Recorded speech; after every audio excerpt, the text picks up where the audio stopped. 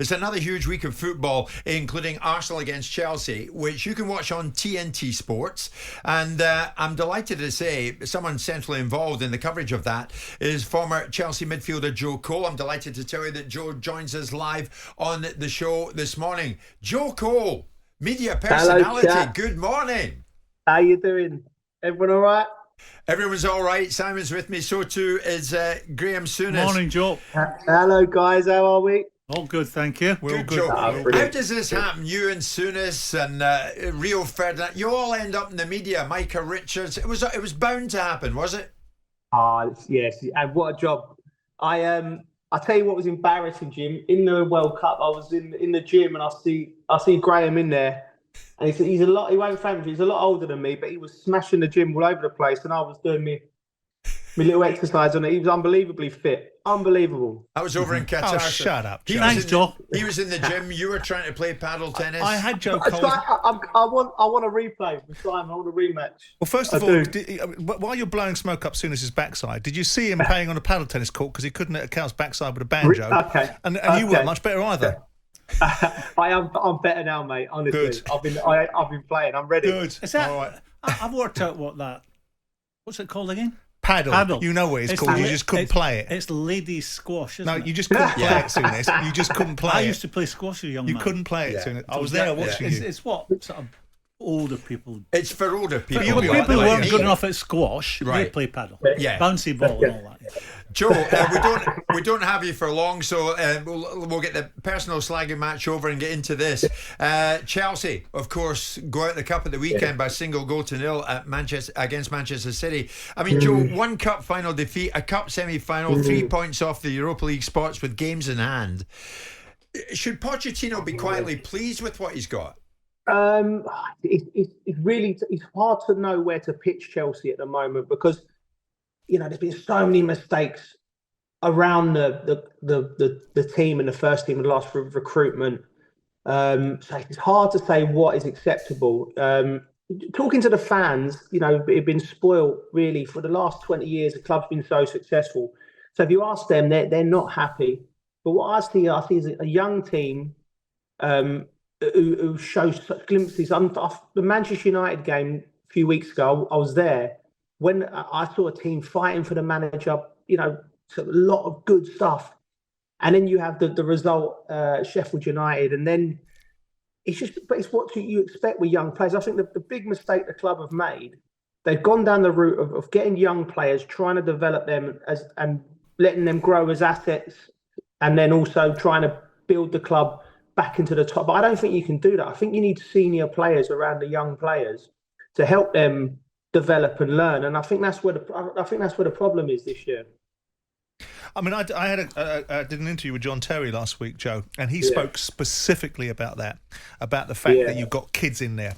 They're good players, and that you need a better balance of senior players. Thiago needs to be retained because of the influence that he has, and that this group of players will come on. There's a lot of talent there, but he specifically spoke about the fact you've got a lot of kids in there, and not the sort of the backbone that was had in the past with him, Drogba, Peter Cech, and other people that gave the maturity to the team.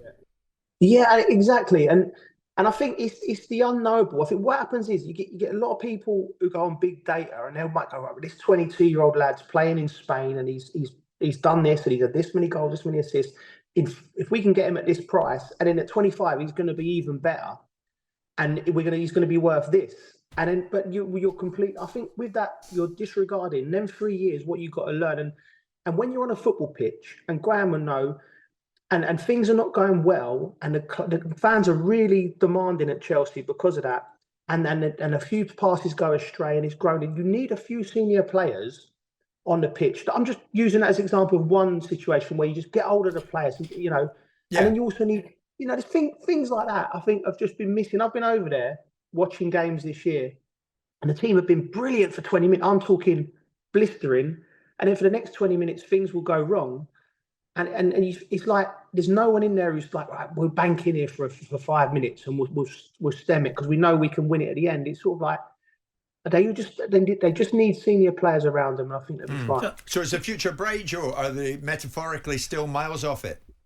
I think it's in the balance where we go. I think my issue would be with just not issue, but there's a lot of good quality people around the club. But I just like to have a bit of ownership on who's bringing the players in, whose names on them, because it always seems to be that lots of players come into all top clubs. The manager then works with them, and then if it doesn't work for that player or whatnot, it always seems to be the manager that gets the stick. He's the one in the press conference afterwards. So I'm a great believer in, and I've never managed, but I'm a great believer in, if you need to have the final say. If you're the players, if you're signing off on the team sheet, you need to have the final say on what you're putting out there on, because that's eventually your reputation on the line. It's not the recruitment, the data analysis people. It's you. So I think if the club are going to go, keep Maurizio and let him bring players in that he feels can improve this team. Joe, I never get tired of saying exactly what you said. You cannot, as a manager, I always felt you had no chance of being successful unless you had good senior pros, because they do the job in the dressing room for you. And as a manager, if you think you've got 4 working days with your players, you've got them for 2 hours a day. That's 8 hours a week on match day. A player's in his own zone, only thinking about the challenges ahead. I'm going to put you on the spot here. Do you think, how many of those players that you're watching now that start the game for Chelsea, if you started with his strongest 11, how many of them are going to be good enough for Chelsea going forward, given Chelsea have had 20 fantastic years of success? I would question some of them. And I have to mention, money as well. Was it last week they came out as the second highest? They had the second highest wage bill in the Premier League. So, and the inflated prices are paid, and then you're giving people who are not worth the money the kind of salaries they're getting. And I'm talking too much because I want to get back to that question. Would last? No, but it's like when you give. There's always been 10 top players in the Premier League, top players. You don't have to say anything to them. Top players you don't have to speak to. You don't have to worry what rewards they get. It's that group below that 10, when you're paying them so much money, they think they're a top man simply because of the salary they get, and they end up walking around like I don't need to learn something every day I turn up for work. How many players at Chelsea are going to be there in 5 years' time winning trophies? Yeah, I mean, that's the question, isn't it? It's hard to say.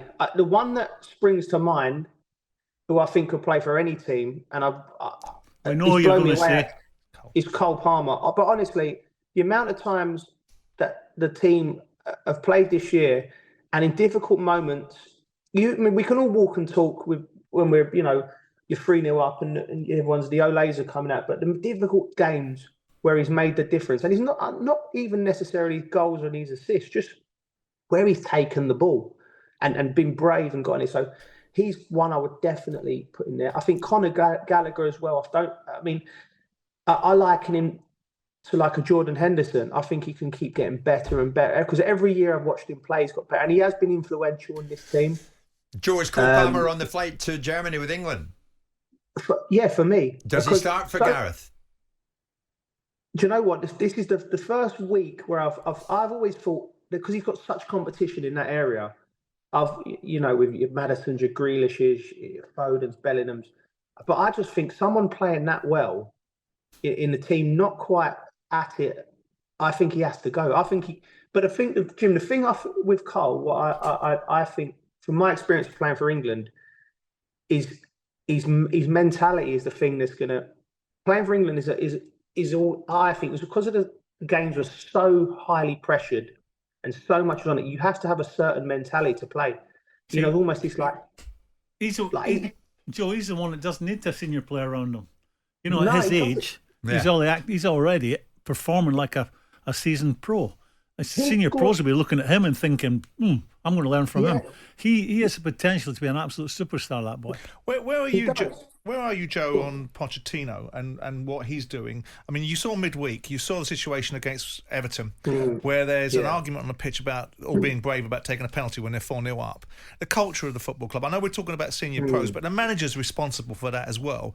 Do you think, I got an accusation that I think, and I said it to John the other day, that Pochettino is a bridesmaid, not a bride, that he won't get you to the Holy Grail. Where are you on that?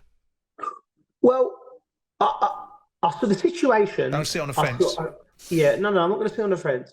The situation, for me, if I was managing it, I would have done effectively what Maurizio done. You talk about in the media, but when the doors shut, I would have been going ballistic at them. Because you use that. I would use that as an example of what's acceptable and what's not at Chelsea. You say, but then I wouldn't. Once you've blasted the players for doing it, you're not going to throw them away. They're young lads. They're going to make mistakes. I remember Frank Lampard and Di Canio having a tear up in a game over a penalty. And they both of them were top players. So I think with Maurizio, he was brought in specifically to work with the young players because of his reputation at Tottenham and what he's done. And I still think he can get you there. I do, but he needs to nail down around him. For me, I'd go in there in the summer and go, listen, what are we doing here? Are we gonna? Because if we are, I need player A, player B, player C. If you're not going to give me the players that I want to go and do the job that I've been brought in to do, then I'm, what are we doing here? What's the point? Because I'm not going to come here and that's my opinion with him. Joe, very briefly, mate. West Ham fans on in numbers saying how much you mean to them as well. I think the first time I ever met you, I was interviewing Di Canio down at Chadwell Heath, and you were there. Listen, what about West Ham? How do you see it? Once they get to the end of the season, do they carry on with Moyes, or what happens there? What he's done, Moyes, he's been unbelievable. I've been banging the drum for him because the last 3 years. Like, I'm looking around and I'm seeing the club's never. I think it's the best squad of players that the West Ham have had, and that he's assembled.